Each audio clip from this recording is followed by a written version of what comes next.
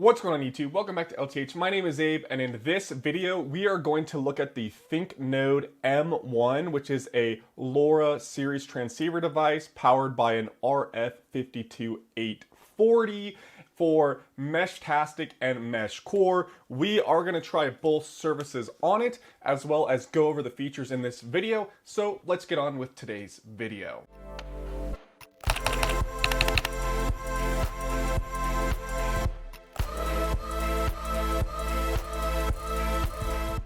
Okay guys, and so this is the packaging for the ThinkNode M1. It claims to be high gain, has location, which I think they're saying is GPS, a 1200 milliamp hour battery, low power, and again, this is LoRa, and it is powered by a RF52840. So let's get this thing out of the box. Okay, and this is what it looks like all put together. It is honestly super light. And then again, we have our model number here on the back, and this can support that 868 with the right antenna if you're going to order this for all my people who live in the countries that use that frequency. And let's go ahead and do a poll. And there we go. We can see we have a nice monochrome display. So let's cover the specs of this device real quick. So this video is technically sponsored. Electro did send these to me, but no money exchanged hands, and there was no criteria of what I was going to say in this video, and they're not going to see this video before I post it. But if you guys are interested in this and you would like to buy one, please click the link down below in the description and go buy it from them, because they are the ones who sent it to me. But I'm going to go ahead and scroll down to the specs real quick for you guys. You can pause on the screen if you want, but the big things are, it is Cortex CPU ARM, 3 megabytes flash, 256 kilobytes of RAM. It does support Bluetooth 5.4. It supports 915 megahertz or 868 megahertz, depending on what region of the world you buy this from. Type-C interface for charging, and it supports all the major GPS locations or services, depending on where you are in the world or which GPS company you would like to go with. So again, pause this if you'd like, but let's get on with the rest of the video. So if we look at this menu, we can see that it actually has a diagram showing kind of what's also underneath on the motherboard. So we have 11 things. We have the antenna itself, that e-ink display, the product status LED, a buzzer at number 4. So the buzzer's like built underneath the screen there, as well as GPS, a rotary switch up here on the top, just like that. There we go. As well as a GPS switch, so if you don't want to waste battery or you don't need to use GPS, you can just flip this switch down and your GPS is turned off. And then we have a function button, which is this top one, and then a page down button. So we can actually see this one as an arrows for paging the going through the pages, right? And then just a circle for our function button. So there are different symbols, makes it a little bit easier to know or to remember. The arrows get to go through pages.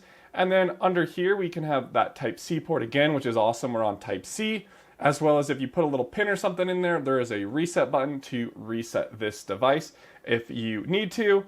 And that is all the ports. So again, this screen is currently off because it's e-ink, so it'll leave whatever is left on there on. But to turn it on, we just click this little dial, and you hear that click potentially. And now it's on, and we can hear the little beep sound and a couple flashes. It's reloading the screen, and now we're on that Meshtastic default screen. And as I turn this dial, it turns up the brightness of the screen. We might not even be able to see the screen on here now because it might be overexposed, but you can turn it back down there and see what's on your screen, just like that. And then if I use that page button, we can see it flip between all the pages. Okay guys, so here we are just driving out a little bit to go try this behind some mountains, some different roads and some distances. We're in a private channel, so we have GPS sharing turned on. And as you can see, we're updating. So he is 0162 and we're the little blue dot. And it is updated when we move, like how we set, about every 200 meters roughly it will update their position. And you can see it's kind of a general circle, so it's not like very insanely precise, but it will give you a good idea of where the individual is, and obviously roughly they're going to probably be somewhere in about the center of that circle as well. So once we get out here, we'll go ahead and try sending some messages back and forth. We're not just like right behind each other, but we can go in here and just send a message just for you guys trying. We have this sitting in the window,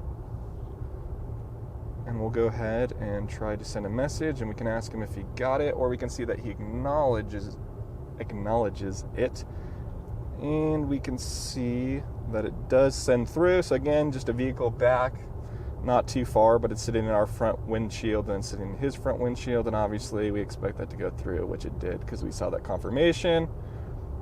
And then he received it, so we know he acknowledged it on his device, which is great. And then we can go grab our device that's now beeping, and we can see that it was received. And so we can just mute that with that down page button, just like that. So we will get out here a little bit more and then try putting some actual stuff in the way, like a mountain or a hill and some different elevation, and see what signal we can get out of these and their strength. Okay guys, so as we're testing these nodes, one thing we're trying in Meshtastic is it has the TAC maps built into it.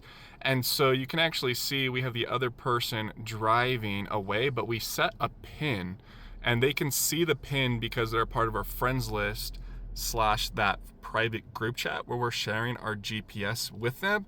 And so they can go to that location, which is also interesting because maybe you can't communicate or you need to say something important. Then what you can do is you could set a waypoint or a specific location, maybe if it's kind of between like multiple individuals that you all can meet up at. And so we're just gonna have them go to this waypoint. I know it's not very far away, and it is technically a direct line of sight, but it's just part of the testing that we wanna do. Okay guys, so he's kind of in the rough area. I guess over there is a trail for no vehicles, but he's down in this little area, and as we can see, the circle's like kind of, the circle is like right here, but we can see him physically right around here. So just kind of an idea of the accuracy with the GPS in here. I don't think this is a limitation of the hardware, but more so how this app shows this, because again, most GPU units or GPS coordinate sensors are pretty much all one and the same. They're relatively accurate with those sats in space. Okay guys, I wanted to come in on the video real quick, and this is not even a limitation of the app. This is purely a settings issue. You need to set on precise location, and at the time of making this video, I had the location set to only update roughly every 200 meters, as well as the general distance, but you can get it down to a very precise location by configuring that in the Meshtastic app settings. But for some reason, this app doesn't show the most accurate thing. So yeah, he's nowhere near the center of this circle. Like he's actually right down here. And then if I can get this to zoom in, he is right down over there. And so as you can see, there is like this hill / mountain kind of in between us, or will be in between us. We're up here. We're gonna drive around the back side of this hill / mountain and put that between the two of us and go ahead and try to send a message. But just for the purpose of this video, we will go ahead and test another message with him down there. And so you can see sending a test message from said location. And then we are getting a notification of sending a test message from the location. And we can see that that's sent. Go ahead and ask him to respond to that message. Go ahead and respond back to that message if you can.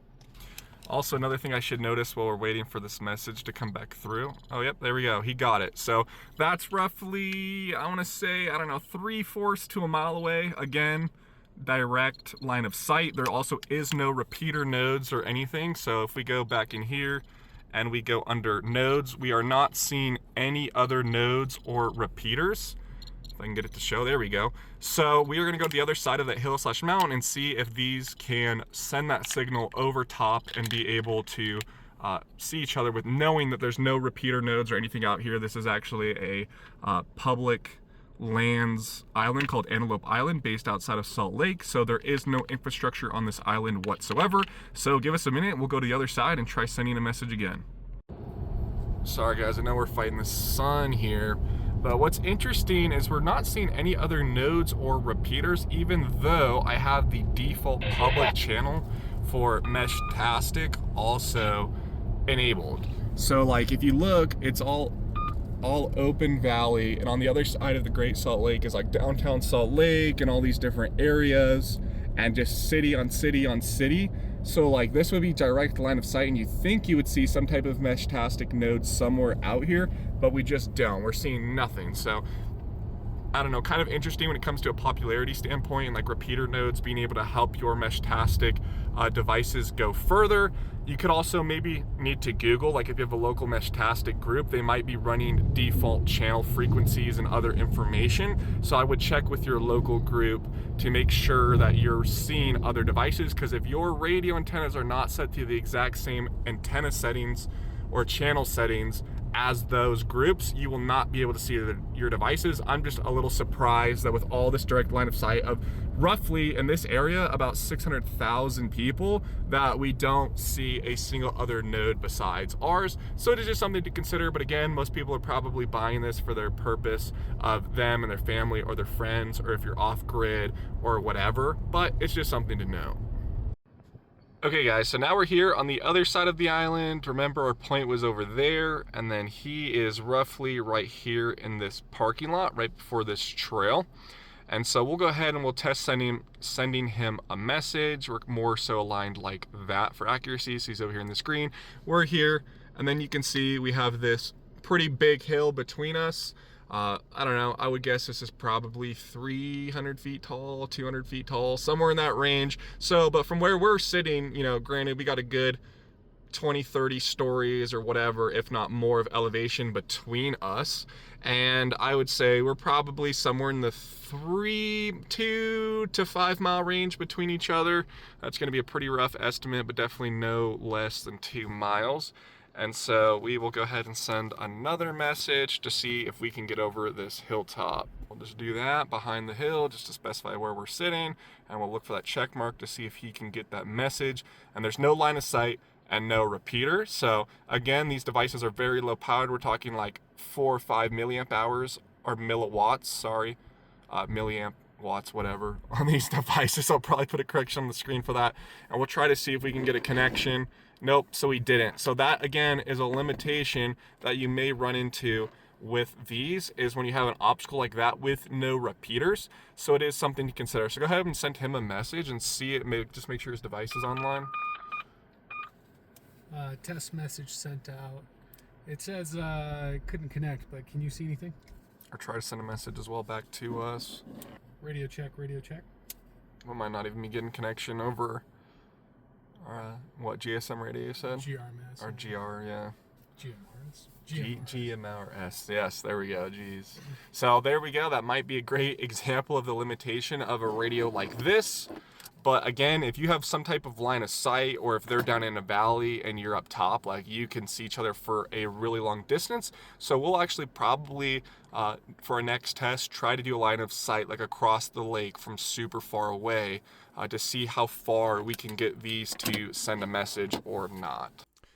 Editing Abe here again. So we did do a test. I forgot to record it because we were busy, but their documentation claims 2 kilometers urban, 5 kilometers suburban, but we found anything taller than like 4 or 5 feet of an obstacle that was thicker than, you know, a wood fence would prevent the signal from going through. So if you have line of sight, I do agree you could probably get 2 to 3 miles of range out of this, but it's just something to consider again with this technology. So let's get on with the rest of the video.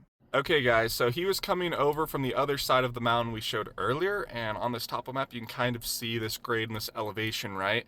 And we did not receive that message. Like, it finally came through and started beeping on our ThinkNode M1 once he came around this turn. So like without a node, these truly are line of sight. That hill is probably, I don't know, 30, 40 feet, no, not even that, maybe 20 feet, 30 feet tall. So let me go ahead and just show you guys, like, right here, this little hill. So this road right here goes up, and then the dirt, and then we can see it gradually, right, increases and goes up to the hill where we were between the two of us. So like these legitimately are like purely line of sight without that repeater node. Okay guys, that is a week or so of me messing with the ThinkNode M1. And let me know what you guys think in the description. Honestly, for the price, I think it's really solid. I like that it has a physical GPS disable button so you can turn off really quick to save battery. And my testing, I probably have about 8 hours of it on with the GPS on, updating your location every 15 minutes, or if you move further than 200 meters. And in that testing, I have not seen the battery bar move down at all. So I don't know if you guys can see that up there, but that is the battery bar after it sitting on for about 8 hours of testing. So I'm pretty confident that you probably are going to be able to get 24 hours, if not more, out of this with the GPS on.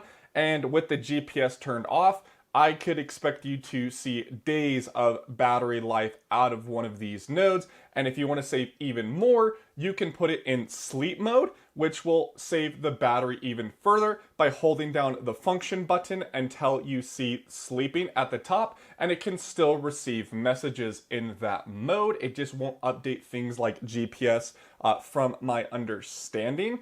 So who knows how long it could last? Probably a long time. But again, I think this is a solid device. I think it's a reliable device, and I think it does everything that the Meshtastic framework and protocol can support. I don't really think there is a better or a worse device when it comes to this category. Now, you could argue certain things maybe within this price range of $60 per node. So let me know down again in the description what you think is a good option for around the $50 or $60 mark, or if this meets the features and the expectation that you have for buying a device at this price point. Thank you for watching. My name is Abe, signing off with another video.